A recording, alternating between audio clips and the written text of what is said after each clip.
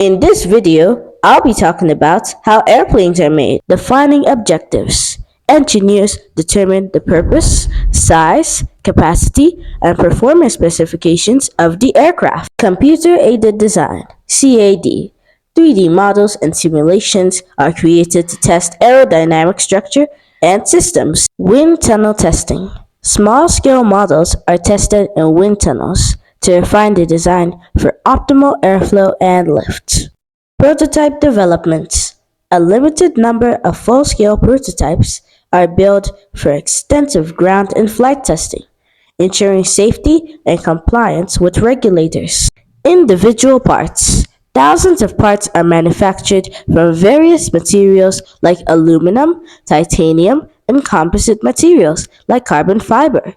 These parts include the fuselage, body, wings, tail section, landing gear, and internal components. Sub-assemblies.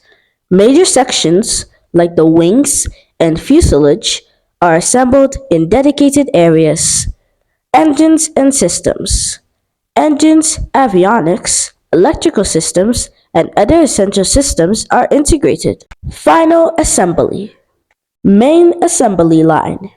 The major sections and sub-assemblies are brought together on a massive production line. Additional points. The entire process can take several years from initial design to final delivery.